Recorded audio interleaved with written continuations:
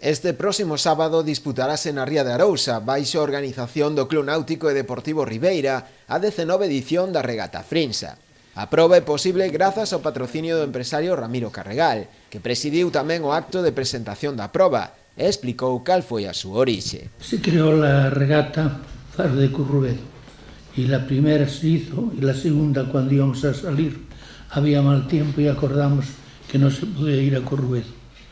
Por lo tanto decidimos anular la regata. Pero como yo en aquel entonces administraba la isla de Sálvora, tuve la idea de decir, ¿y por qué no vamos a Sálvora a hacer la regata? Y la hicimos a Sálvora y así nació la regata Sálvora, que se hizo durante varios años, hasta que nos expropiaron la isla, las islas atlánticas, y quedamos sin regata. Y claro, pues luego dijimos, vamos a hacer otra regata, y al decir otra le dijimos, vamos a hacerla como es Frinsa, con el nombre de Frinsa Ramiro Carregal. Na regata para as clases cruceiro, cruceiro regata e regata prevese unha participación dunhas 50 embarcacións de clubs de toda a zona.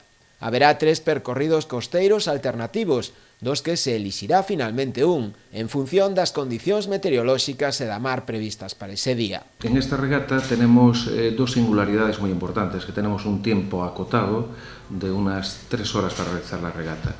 En función de las condiciones meteorológicas, escogeremos una regata o un recorrido u otro, que pueden ser recorridos más cortos, de 8 millas, hasta recorridos de 12 millas. O Club Náutico e Deportivo de Ribeira aproveitará tamén a celebración desta regata para proceder á inauguración oficial do seu cuarto pantalán, o que lle darán precisamente o nome de Ramiro Carregal Rey. Ya sé que no es el primer pantalán que lleva tu nombre, lo tiene ya Potosí, lo puso en su día, pero bueno, también Cristóbal Colón tiene varias plazas y tiene monumentos, y tiene monumentos, entonces porque tú no has de tener uno en cada puerto deportivo.